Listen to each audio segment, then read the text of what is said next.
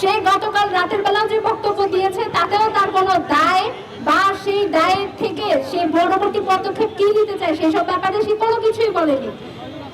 কে করেছে, আওয়ামী লীগের দোষর করেছে নাকি কি করেছে সেটা আমার জানার দরকার নাই। আমার নিরাপত্তা নিশ্চিত করা তার দায়িত্ব।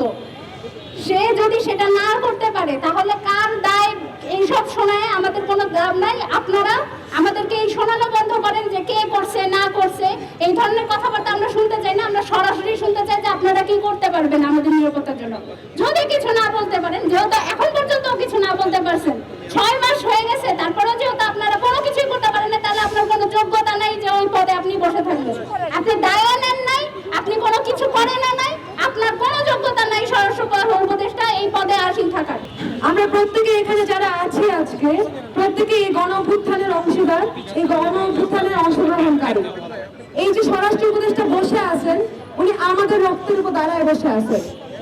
শহীদ নাফিসার, শহীদ রিয়া গোপের রক্তের উপর দাঁড়ায় তারা আজকে এখানে শাসন করতেছেন।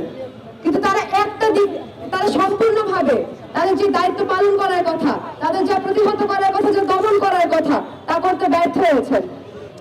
আপনারা জানেন, একটু আগে আমি এসে বলে গিয়েছিলাম, আমরা একটা নির্দিষ্ট সময় বেঁধে দিয়েছিলাম যে আপনারা যদি জনগণের সরকার হয়ে থাকেন, আপনি যদি জনগণের স্বরাষ্ট্র উপদেষ্টা হয়ে থাকেন, আপনি যদি আরেকজন হাসান মাহমুদ না হয়ে থাকেন, তাহলে আপনি এখানে বের হয়ে আসবেন এবং যারা উপদেষ্টারা রয়েছেন তাহলে আপনারা বের হয়ে আসবেন এবং আমাদের সাথে সরাসরি কথা বলবেন।